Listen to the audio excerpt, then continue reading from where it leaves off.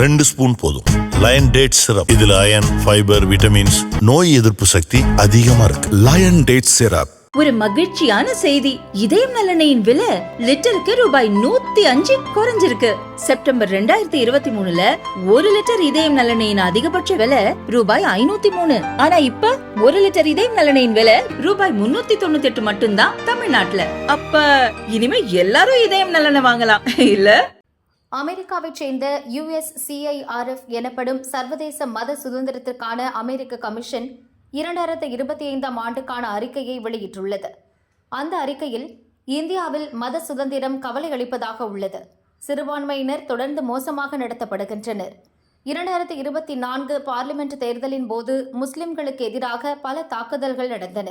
மத சுதந்திரத்தை மீறுவதால் இந்தியாவை கவலைக்குரிய நாடாக அறிவிக்க வேண்டும் என்று கூறப்பட்டுள்ளது. மேலும் இந்தியாவுக்கு எதிரான செயல்பாடுகள் குறித்து வெளிநாடுகளில் வேவு பார்க்கும் உளவு அமைப்பான ரா வெளிநாடுகளில் உள்ள காலிஸ்தான் பயங்கரவாதிகள் உள்ளிட்டோர் கொலையில் ஈடுபட்டுள்ளது. அதனால் ரா அமைப்பின் மீது குறிப்பிட்ட பொருளாதார தடைகள் விதிக்க வேண்டும்.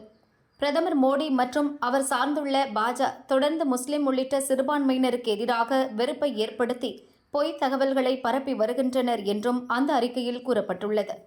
இப்படி இந்தியா மீது சர்வதேச மத சுதந்திரத்திற்கான அமெரிக்க கமிஷன் அபாண்ட பழி போடுவது இது முதல் முறையல்ல. ஒவ்வொரு ஆண்டு அறிக்கையிலும் இந்தியாவை பற்றி சாடுவது வழக்கம். இருப்பினும் இந்த முறை ஒருபடி மேலே போய் ரா அமைப்புக்கு பொருளாதார தடை விதிக்க வேண்டும் என்று பரிந்துரை செய்திருக்கிறது. அமெரிக்காவின் இந்த கமிஷன் அறிக்கைக்கு இந்தியா ஆவேசத்துடன் பதிலடி கொடுத்தது. நம் வெளியுறவுத்துறை வெளியிட்ட அறிக்கை. இந்த அமைப்பின் 2025ஆம் ஆண்டுக்கான அறிக்கையை பார்த்தோம். அது மீண்டும் இந்தியாவுக்கு எதிராக பாரபட்சமாகவும் அரசியல் நோக்கத்துடன் கூடிய அனுமானங்களையும் வெளிப்படுத்தியுள்ளது. ஏதோ ஒரு உள்நோக்கத்துடன் இந்த அமைப்பு மீண்டும் மீண்டும் இந்தியாவுக்கு எதிராக அறிக்கைகள் வெளியிட்டு வருகிறது. அங்கொன்றும் இங்கொன்றும் நடக்கும் சம்பவங்களை நாடு முழுதும் சிறுபான்மையினருக்கு எதிரான செயல்பாடுகள் நடப்பதாக பூதாகரமாக பார்க்கின்றனர். மத சுதந்திரம் தொடர்பாக உண்மையான அக்கறையுடன் இந்த அறிக்கை வெளியிடப்பட்டதாக தெரியவில்லை. இந்தியா 140 கோடி மக்களை கொண்டது. மனித குலம் அறிந்துள்ள அனைத்து மதத்தினரும் இங்கு உள்ளனர். ஆனால் இந்தியாவின் இந்த பன்முகத்தன்மையை, வேற்றுமையிலும் ஒற்றுமை என்ற நல்லிணக்கத்துடன் செயல்படும் பாரம்பரியத்தை இந்த அமைப்பு கவனிக்கவில்லை. உண்மை நிலவரத்தை தெரிந்து கொள்ளாமல், தெரிந்து கொள்ள முயற்சியும் செய்யாமல் அறிக்கை வெளியிட்டுள்ளது. உண்மையில் இந்த அமைப்பின் நோக்கம்தான் கவலைக்குரியதாக உள்ளது.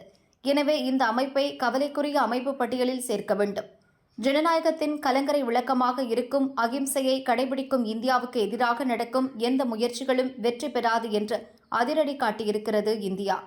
அமெரிக்க அமைப்பின் பரிந்துரைகள் அமெரிக்க அரசை கட்டுப்படுத்தாது. எனவே ரா அமைப்பின் மீது பொருளாதார தடை போன்ற நடவடிக்கைகளை அமெரிக்க அரசு எடுப்பதற்கு வாய்ப்பு இல்லை என்று கூறப்படுகிறது.